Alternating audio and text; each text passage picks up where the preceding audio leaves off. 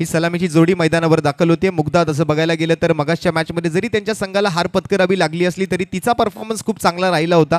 वैयक्तिक 12 धाबा तिने सुद्धा आपल्या संघासाठी बनवल्या होत्या आणि त्यामुळे तिच्याही अंगावरती मात्र ग्लोरियस स्पोर्ट्सचं एक आकर्षक टी शर्ट आपल्याला पाहायला मिळतंय, जे आमच्या या स्पर्धेचे सहप्रायोजक आहेत.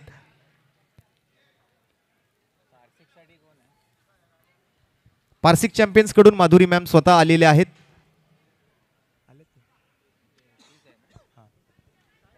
माधुरी मॅम जरा फक्त आपण नावं सांगायची आहेत.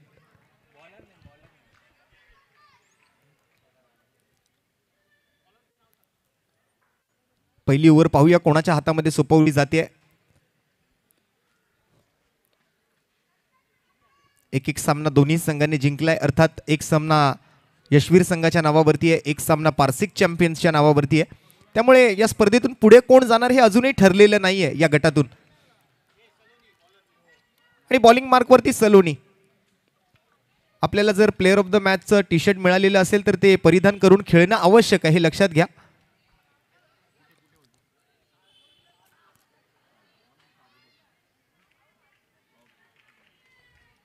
चला हरकत नाहीये सामना सुरू करायला. मॅचची होईल सुरुवात. मॅचचा पहिला चेंडू सलोनी विरुद्ध मुग्धा. पहिला चेंडू ऑन साइडला आणि मिसफिल्ड. खराब फिल्डिंगचं प्रदर्शन या वेळेला बघायला मिळते. मिड विकेट क्षेत्रात पहिला चौकार मुग्धाच्या बॅटमधून. अगदी पायावर टाकलेला चेंडू स्वीप केला. मगाशी सुद्धा मुग्धाने असाच एक क्लासिकल स्वीप खेळला होता बॅकवर्ड स्क्वेअर लेग रिजन मध्ये आणि इथे मात्र मिड विकेट क्षेत्रातून हा पहिला चौकार मुग्धाच्या बॅटमधून आलाय. अगदी गॅपमध्ये खेळला, फिल्डर होत्याही त्या ठिकाणी, परंतु हातातून चेंडू निसटलाय आणि जाऊन विसावतोय तो. यष्टीरक्षण त्या ठिकाणी आपण जर पाहिलं तर आता थोडंसं लांब आहे, त्यामुळे स्टेप आउट होण्याची संधी घेत आहेत, परंतु मुग्धा आता मात्र माघारी परतेल. ईट का जवाब पत्थर से, काटे की टक्कर असणार या मॅच मध्ये. जशास तसं उत्तर दिलं जाईल, कारण दोन्ही संघांवरती डू ऑर डाय सिच्युएशन आहे. पारसिक चॅम्पियन्स हा सामना जिंकला तर पुढील फेरीमध्ये दाखल होईल आणि रॉयल स्ट्रायकर हा सामना जिंकला तर 3 संघांमध्ये मात्र गुण जे आहेत ते समान होतील. अर्थात तिन्ही संघ एक एक सामना जिंकलेले असतील.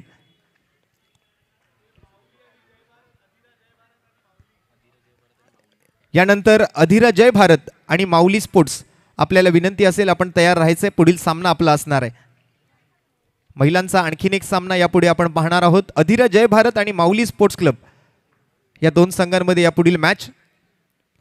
दरम्यान एक चौकार आणि त्यानंतर मात्र मुग्धाची विकेट.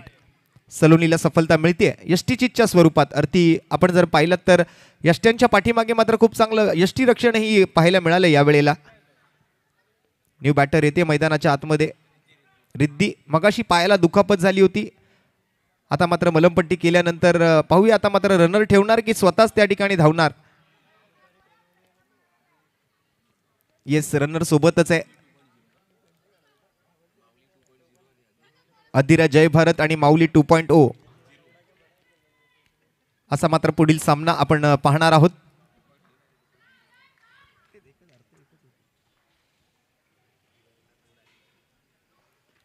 रिद्धी येते स्ट्राईकवर. डावफलक फलंदाज. या वेळेला मात्र पहिला चेंडू डबल माइंड झाली आहे रिद्धी आणि आल्या पाऊली मात्र माघारी परतावं लागतंय रिद्धीला. आज तसं बघायला गेलं तर खास नाही आहे आजचा दिवस रिद्धीसाठी. पहिल्या मॅचमध्येच दुखापत झाली, त्यामुळे बॅटिंग करता आलेली नव्हती हवी तशी, आणि या मॅचमध्ये तर पहिल्याच बॉलवर तिला माघारी परतावं लागतंय. बॅटची टॉपेज घेतली, अगदी बॅटचा चेहरा खाली ठेवण्याचा प्रयत्नही रिद्धीने केला, परंतु बॅटच्या लिडिंग एज सोबत बॉल जाऊन विसावला तो गोलंदाजाच्या हातामध्ये, अर्थात सलोनीच्या हातामध्ये. एक चांगली कॅच, सोपा झेल आणि विकेटचं पतन. दुसरा धक्का लागतोय. Royal Strikers team batter number 4 two down batter म्हणून रुचिता येते. पुन्हा एकदा मात्र आधीच बॅट वर आणली होती, बॅकलिफ्ट चांगला होता बॅटचा, परंतु थोड्या वेळासाठी थांबवली बॅट आणि त्यानंतर बॅट भिरकावली, त्यामुळे डॉट बॉल. या वेळेला टॉप एज, पुन्हा एकदा ball out of the box. रुचिताला सुद्धा माघारी परतावं लागेल. आणखीन एक धक्का लागतोय रॉयल स्ट्रायकर्सला.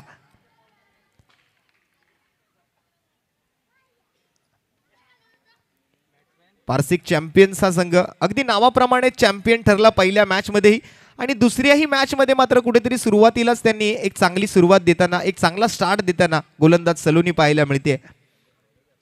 अवघ्या 4 धावांवर 3 फलंदाजांना बाद करण्यात यशस्वी.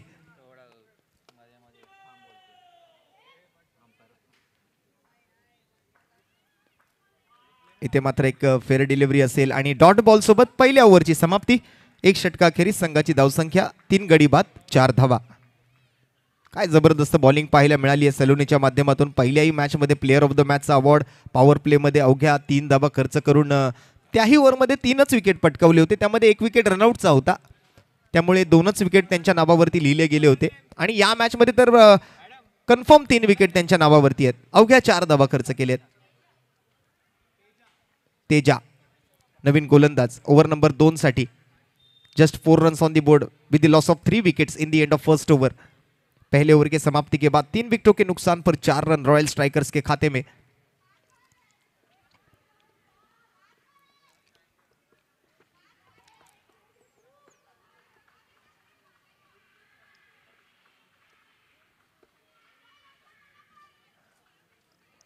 ये अंदर बाहर वाला जो रूल है आपको थोड़ा सा समझ कर यहाँ पर फील्डिंग सजानी होगी. पहिला चेंडू तेजाचा.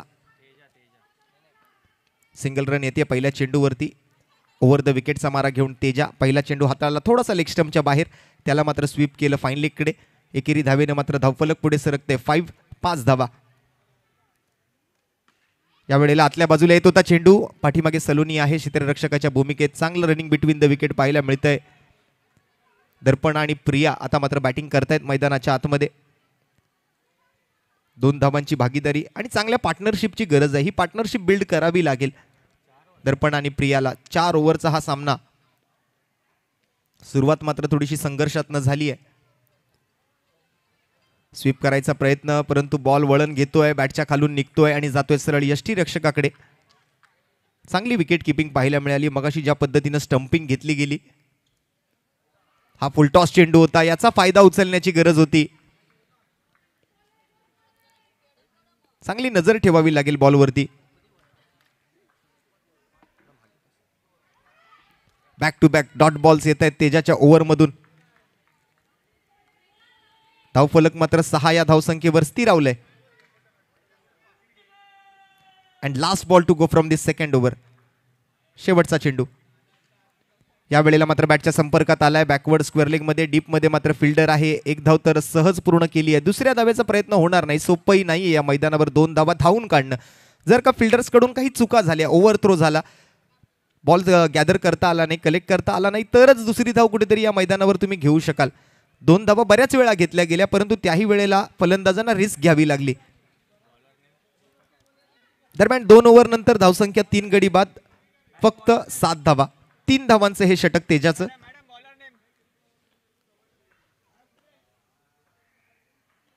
प्रिया तिसरी ओव्हर आणली आहे. प्रिया पहिला बॉल मात्र पुल केलाय, अगदी 1 बाउन्स 2 बाउन्स फिल्डरच्या हातामध्ये. वेलेन्सिया त्या ठिकाणी मात्र क्षेत्ररक्षकाच्या भूमिकेत आहे डीप मिड विकेट मध्ये. यावेळेला मात्र जागा बनवली आणि जबरदस्त कॅच शॉर्ट कव्हर मध्ये. अप्रतिम झेली ते मात्र टिपलाय.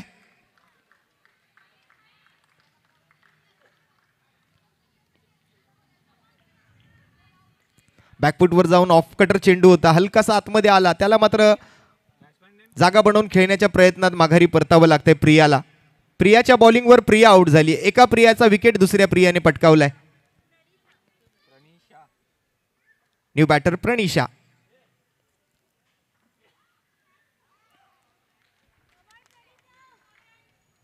रॉयल स्ट्रायकर संघ कुठेतरी मात्र आता डगमगतोय.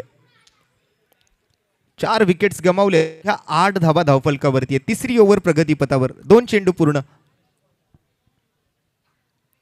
यावेळेला चांगला फटका पाहायला मिळतोय, समोरच्या दिशेने जातोय. एकच धाव घेण्यामध्ये यशस्वी होतील. प्रणिशाने मात्र वैयक्तिक धावांचं खातं या फटक्यासोबत उघडलंय. दुसऱ्या बाजूने दर्पणा.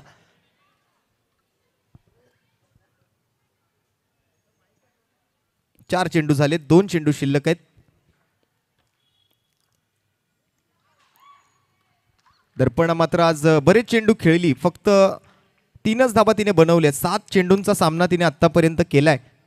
स्कोरबोर्ड वरती 9 धावा. अजूनही धावफलक डबल डिजिट मध्ये पोहोचू शकलेलं नाहीये.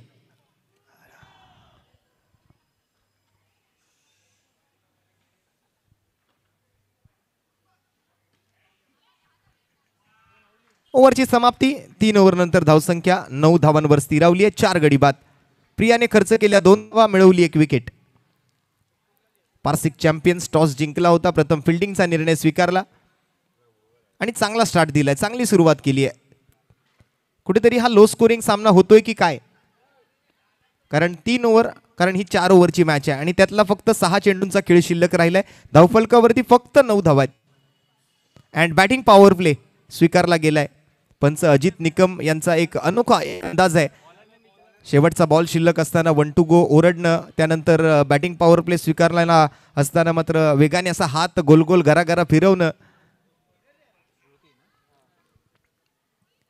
आपल्या या अंदाजामुळे त्यांनी आपल्या अंडरआर्म बॉक्स क्रिकेट विश्वामध्ये एक वेगळी ओळख निर्माण केली आहे आणि या स्पर्धेशी सुद्धा कित्येक वर्ष जुळलेले आहेत पंच अजित निकम सर. दरम्यान शेवटची ओव्हर श्रूच्या हातामध्ये. पहिला बॉल लॉफ्ट केलाय, लॉंग ऑन वरून मैदानाच्या बाहेर जाईल आणि बॅटर आउट. प्रणिशाला माघारी परतावं लागेल. 1 more विकेट डाऊन. अर्धा संघ जो आहे तो आता तंबूच्या आश्रयाला माघारी परतलेला दिसतोय. लेग ब्रेक केला होता, अगदी बॅटच्या स्लॉटमध्ये होता, ड्राईव्ह करायचं होतं, परंतु बॅटचा चेहरा अगदी समोरच्या दिशेनं वरच्या बाजूला राहिला.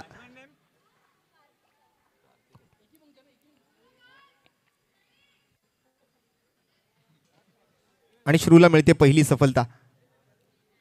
आडव्या बॅटने या वेळेला मात्र हा लेग ब्रेक केलेला चेंडू पाठवलाय बाउंड्री लाईनच्या बाहेर. बऱ्याच वेळानंतर मात्र आलेला हा चौकार पाहायला मिळतोय. कुठेतरी मात्र थोडासा आत्मविश्वास वाढवेल बॅटर्सचा. बऱ्याच वेळानंतर मात्र या 4 धावा, जो संघाला डबल डिजिटमध्ये धावा घेऊन जाणारा चौकार पाहायला मिळतोय. 13 धावा 5 गड्यांच्या मोबदल्यात. आतापर्यंत 193 चौकार या 3 दिवसांमध्ये या स्पर्धेदरम्यान आपल्याला बघायला मिळालेत. आणखीन एक फुल टॉस चेंडू, पुन्हा एकदा मिसफील्ड, पुन्हा एकदा मात्र खेळाडूला आर पार जातोय, चेंडू सीमारेषा पार जातोय, चौकार येतोय. आणि या चौकारांची गरज होती, परंतु आते आते थोडीशी देर कर दी जनाब आपने, असंच म्हणावं लागेल. मला वाटतं या बॅटर्सला कुठेतरी आपण पहिल्या दुसऱ्या तिसऱ्या नंबरपर्यंत जर बॅटिंगला पाठवलं असतं तर हे चौकार कुठेतरी महत्त्वाचे ठरले असते.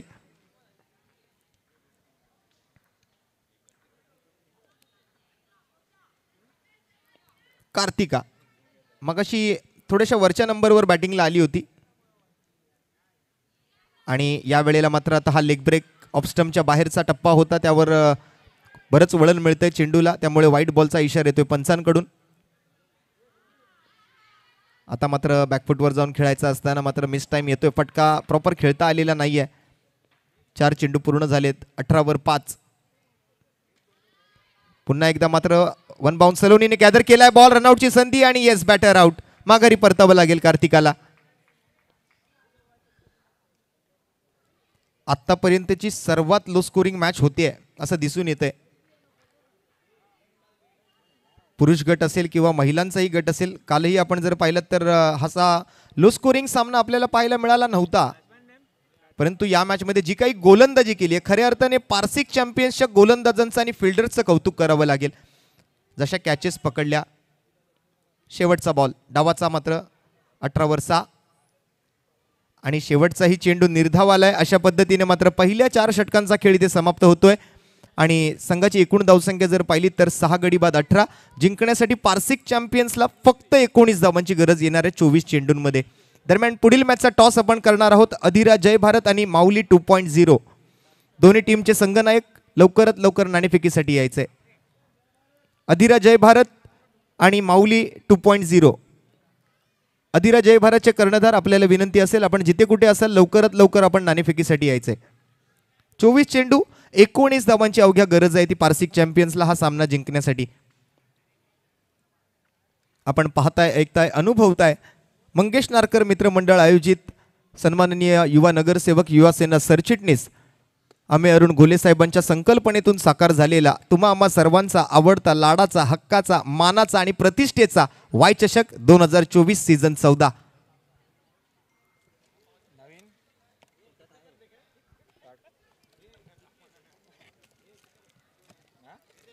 19 धावा फक्त जिंकण्यासाठी बनवायचे आहेत पारसिक चॅम्पियन्सला. आणि जसं मगासपासून सागर म्हणत आले, चॅम्पियन्स इज ऑलवेज चॅम्पियन. आणि पारसिक चॅम्पियन्स आपल्या नावाप्रमाणेच कामगिरीही करतोय आज या स्पर्धेमध्ये. जर या मॅचमध्ये पारसिक चॅम्पियन जिंकला तर मला वाटतं पुढील फेरीमध्ये तो दाखल होणार आहे. परंतु यानंतरचा सामना जो असेल अधिरा जय भारत विरुद्ध माऊली 2.0, दोन्ही टीमचे संघनायक या नाणेफेक केली जाईल.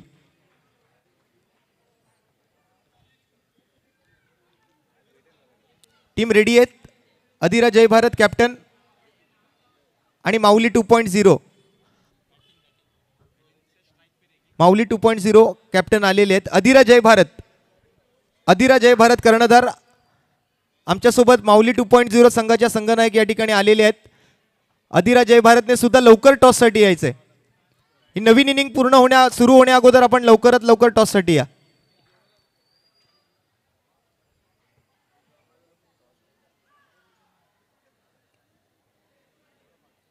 चला, अधिरा जय भारतच्या संघनायिका सुद्धा आलेले आहेत. टॉस करून घ्या. मान्यवरांना मी विनंती करतोय, आपण टॉस करायचंय.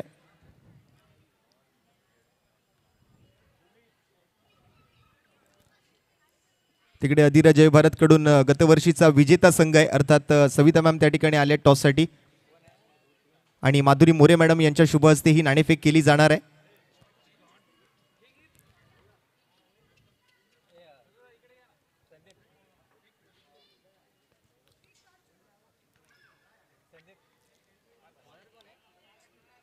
कोण टॉस जिंकले? मला वाटतं माऊली 2.0 टॉस जिंकलेला आहे. निर्णय सांगायचा आहे फक्त. बॉलिंग करणार. चला ठीक आहे, मॅचची तयारी करा लगेच. जास्त वेळ आपण वाया न दवडता लगेच या नवीन मॅचकडे, नवीन डावाकडे वळणार आहोत. नाणेफेकीचा कौल पूर्ण झालेला आहे. अधिरा जय भारत विरुद्ध माऊली 2.0 या पुढील सामन्याचा. माऊली 2.0 ने टॉस जिंकलाय आणि प्रथम बॉलिंग स्वीकारली, अर्थात गोलंदाजी करणार, क्षेत्ररक्षण करणार आहेत. अवघ्या 19 धावांचं हे लक्ष्य समोर आहे. आत्तापर्यंतचा पुरुष गटातला असो किंवा महिला गटातला असो लो स्कोरिंग सामना आहे, परंतु सामना कोण जिंकेल हे सांगणं सध्याही कठीण आहे.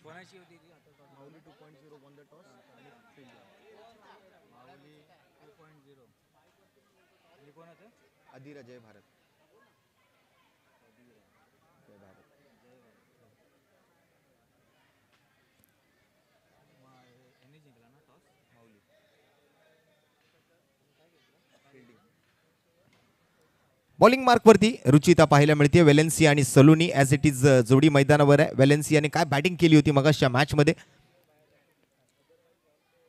चांगली फिटनेस पाहायला मिळते. रुचिता तसं बघायला गेलं तर पहिलं षटक घेऊन तयार आहे बॉलिंग मार्कवर. अवघ्या 19 धावा, जस्ट 19 रन्स टू विन. आणि मगाशच्या मॅचमध्ये जी फटकेबाजी आपण पाहिली होती, मला वाटतं तशी फटकेबाजी या मॅचमध्ये केली तर जवळपास 2 ओव्हरमध्येच हा जो टार्गेट आहे 19 धावांचा तो पूर्ण करू शकेल. परंतु क्रिकेटचा खेळ आहे. After all cricket is a game of uncertainty. Cricket हा एक अनिश्चिततेचा खेळ मानला जातो. पहिला चेंडू कट करण्याचा प्रयत्न डिक्लेअरकडे जातोय का? होय, घोषित स्वरूपातली एक धाव मात्र पंच त्या ठिकाणी घोषित करतील.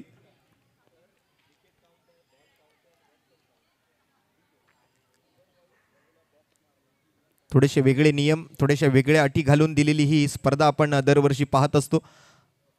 आणि दरवर्षी आपण जर पाहिलं तर या स्पर्धेची उंची मात्र वाढतच चाललेली आहे. बक्षिसात वाढ होते आहे. आयोजनाच्या आपण जर पाहिलं तर क्लासमध्ये वाढ होते. अगदी वेगळं आयोजन असतं. दरवर्षी काहीतरी वेगळं पाहायला मिळतं या स्पर्धेमध्ये. आणि यावेळेला मिसफिल्ड, झेल हातातून निसटलाय. सलोनीला जीवनदान मिळते आणि बॉल जातोय सीमारेषेच्या पलीकडे 4 धावांसाठी. चौकार. स्ट्रेट बॅटेड फटका खेळला होता. रुचिताच्या हातातून मात्र चेंडू निसटला, पाठीमागे गेला आणि मग पाठलाग करता करता करता करता निघून जातो चेंडू सीमारेषेच्या बाहेर.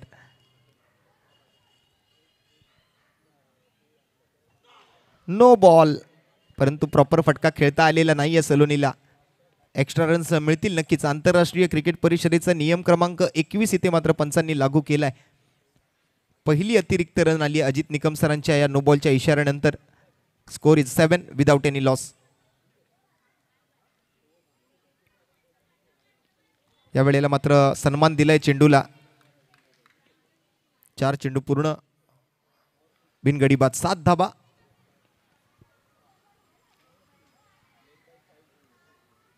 या वेळेला मात्र लेग ब्रेक करायचा प्रयत्न होता. चांगली गाईडलाईन पकडून केलेली गोलंदाजी बघायला मिळते रुचिताच्या माध्यमातून.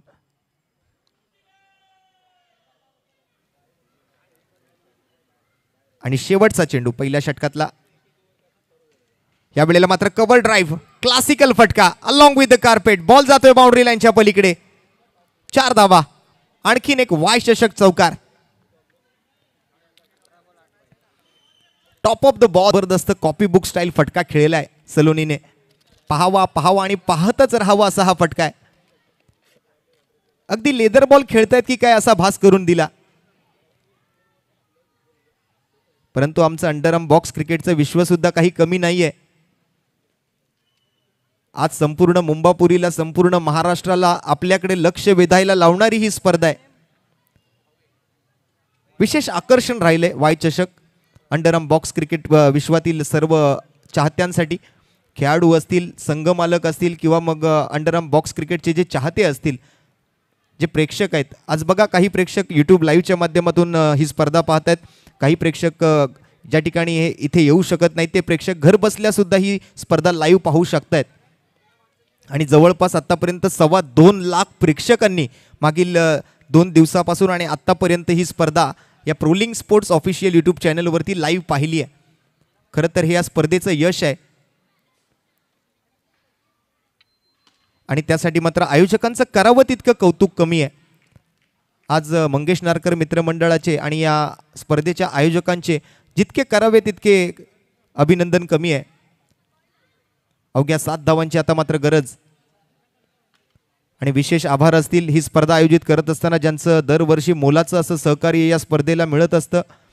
ते आपल्या विभागाचे कार्यसम्राट, कार्यसक्षम, कार्यतत्पर, सेवाभावी, कार्यकुशल युवा नगरसेवक आणि युवा सेना सरचिटणीस सन्माननीय श्री अमेय अरुण घोले साहेब.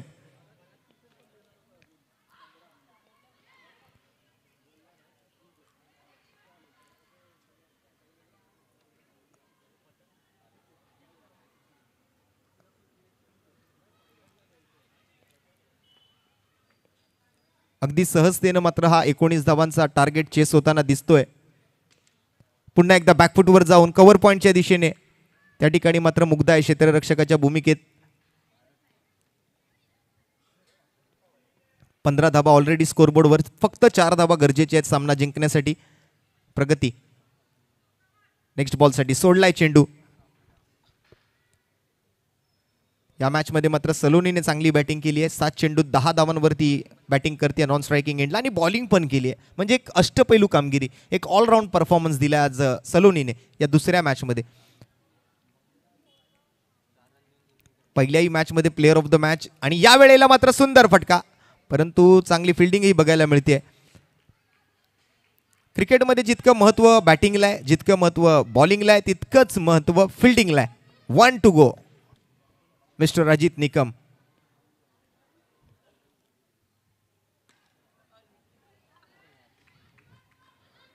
फेकलाय बॉल, चाललाय सीमारेषेच्या दिशेने आणि होय एक्स्ट्रा धावा घेण्याची संधी मिळेल आणि मला वाटतं इथे मॅच समाप्त होणार आहे. Yes, and the winner is champion is always champion. अर्थात Parsik champions won the match.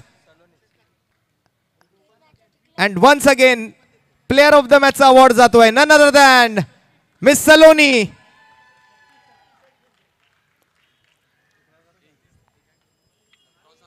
Yes, toss झालेला आहे. लगेच आता पुढील 2 संघांनी मैदानाचा ताबा घ्या, कारण आपल्याला त्यानंतर पराभूत संघाकडून मात्र या मॅचमध्ये जो परफॉर्मन्स दिलाय त्यासाठी मी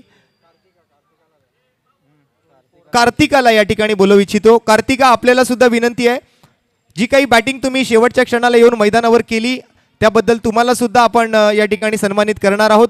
तत्पूर्वी सलोनी मॅम या आपल्याला सुद्धा व्यासपीठावरती पुन्हा एकदा प्लेअर ऑफ द मॅचचा अवॉर्ड आम्ही देणार आहोत.